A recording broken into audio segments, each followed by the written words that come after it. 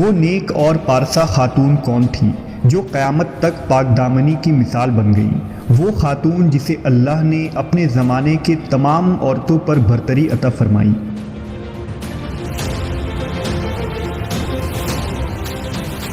حضرت be be مریم علیہ السلام کے والد کا نام عمران اور والدہ کا نام حنہ تھا۔ حضرت عمران حضرت سلیمان علیہ السلام کی اولاد میں سے تھے اور ان کی اہلیہ حنہ داؤد علیہ السلام کی اولادوں میں سے تھیں۔ حضرت عمران بنی اسرائیل میں بڑے عابد، زاہد اور عالم تھے، اس لیے مسجد اقصی کی امامت لوگوں نے آپ کے سپرد کی ہوئی تھی۔ حضرت حنہ کے ہاں اولاد نہ تھی۔ ایک روز آپ نے ایک درخت کے سائے میں ایک چڑیا دیکھی جو اپنے بچے سے پیار کر رہی تھی اور اسے دانہ کھلا رہی تھی۔ یہ منظر دیکھ کر آپ کا دل بھر آیا اور آپ نے بارگاہ الہی میں اولاد کے لیے دعا کی، لہٰذا اللہ نے آپ کی دعا قبول فرمائی۔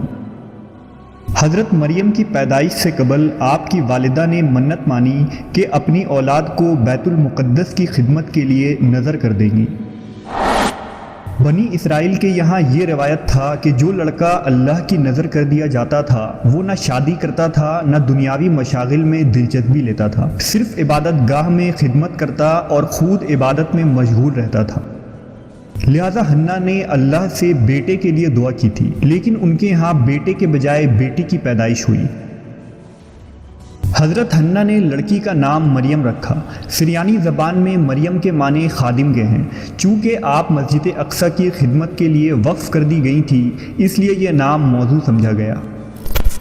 حضرت مریم کی ولادت سے قبل ہی آپ کے والد وفات پا گئے، اس لیے حنہ نے ولادت کے بعد آپ کو ایک کپڑے میں لپیٹ کر بیت المقدس کے علماء کے سامنے پیش کر دیا تاکہ وہ انہیں اپنی کفالت میں لے لیں۔ جب حضرت مریم بیت المقدس میں لائی گئیں تو مجاوروں کے درمیان اختلاف پیدا ہو گیا۔ ہر کوئی خود کو آپ کا زیادہ حقدار سمجھتا تھا۔ پھر یہ فیصلہ ہوا کہ مجاورین وہ قلم جن سے وہ توریت لکھتے ہیں پانی میں چھوڑ دیں، جس کا قلم پانی کے بہاؤ میں بہنے کے بجائے الٹا بہے گا وہ مریم کی کفالت کا حقدار ہوگا۔ اس مقابلے میں حضرت زکریا علیہ السلام بھی شامل تھے۔ ان کے قلم کو اللہ نے پانی میں بہاؤ کے الٹے طرف بہا دیا اور وہ ان کی پرورش کے حقدار ہو گئے۔ اس طرح بی بی مریم کو اللہ کی منشا کے مطابق حضرت زکریا علیہ السلام کی کفالت میں دے دیا گیا۔ حضرت زکریا کی بیوی حضرت مریم کی خالہ لگتی تھی، لہٰذا ان سے بڑھ کر ان کی بہتر پرورش اور کوئی نہ کر سکتا تھا۔ حضرت مریم علیہ السلام دوسرے بچوں کی بنسبت بہت تیزی کے ساتھ بڑھتی رہیں۔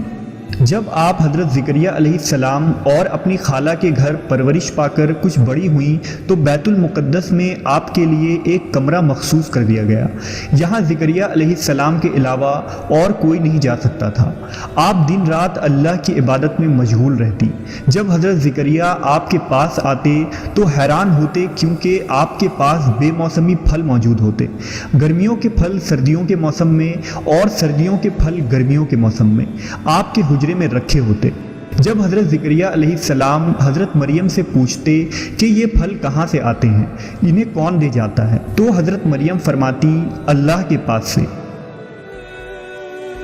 اللہ نے بی بی مریم کو پسندیدہ اور مومنہ بندی میں شمار کیا تھا، جیسا کہ سورہ آل عمران میں ارشاد ہوا، اور جب فرشتوں نے کہا اے مریم بے شک اللہ نے چن لیا ہے تمہیں اور خوب پاک کر دیا ہے اور پسند کیا ہے تمہیں سارے جہان کی عورتوں سے، اے مریم خلوص سے عبادت کرتی رہو اپنے رب کی اور سجدہ اور رکوع کرنے والوں کے ساتھ۔ بی بی مریم جس مقصد کے لیے چنی گئی تھی وہ ابھی باقی تھا۔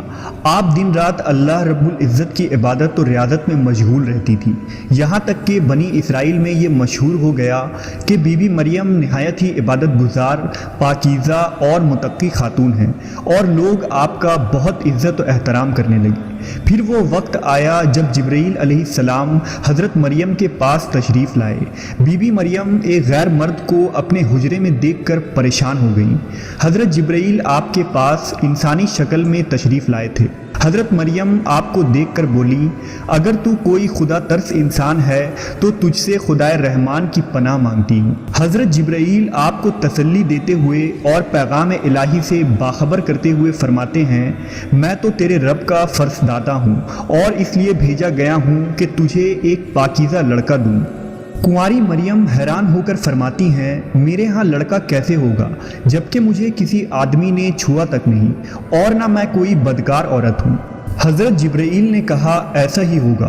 तेरा रब फरमाता है कि ऐसा करना मेरे लिए बहुत आसान है और हम ऐसा इसलिए करेंगे कि इस लड़के को लोगों के लिए एक निशानी बनाएं और अपनी तरफ से एक रहमत, और ये काम होकर रहना है।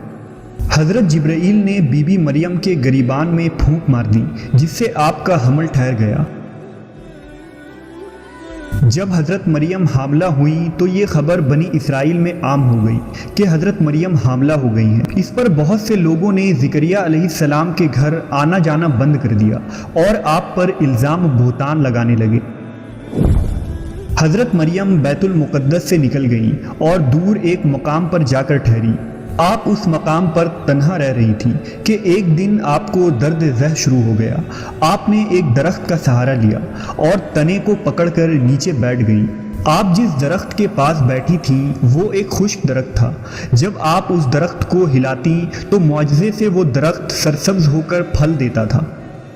हज़रत मरियम दर्द से बेचैन थी, बदनामी का ख्याल था। आखिर घबरा कर कहने लगी कि काश मैं पहले मर गई होती और भूली बसरी हो गई होती। इस मुश्किल वक्त में अल्लाह ने हज़रत मरियम के कदमों के करीब एक नहर जारी कर दिया।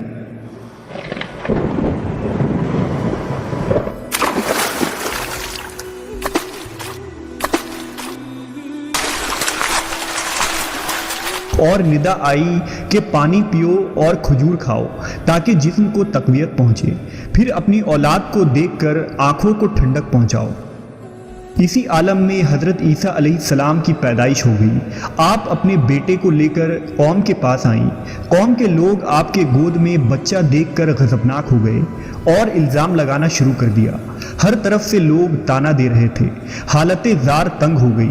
तब मरियम अलैहिस्सलाम ने बच्चे की तरफ इशारा करते हुए कहा कि इस बच्चे से बात कर लो, तुम्हें तुम्हारे सारे सवालात के जवाब मिल जाएंगे। सरकश लोगों ने कहा, भला ये दूध पीता बच्चा हमारे सवाल का जवाब कैसे देगा। अचानक ईसा अलैहिस्सलाम ने बोलना शुरू कर दिया। बच्चे ने कहा, बेशक मैं अल्लाह का बंदा हूँ, मुझे उसने किताब दी है और मुझे नबी बनाया है और मुझे बाबरकत बनाया है जहाँ कहीं हूँ, और मुझे नमाज और ज़कात की वसीयत की है जब तक मैं ज़िंदा हूँ, और अपनी माँ के साथ नेकी करने वाला, और मुझे सरकश बदबख्त नहीं बनाया। और मुझ पर सलाम है जिस दिन मैं पैदा हुआ और जिस दिन मरूँगा और जिस दिन ज़िंदा करके उठाया जाऊँगा।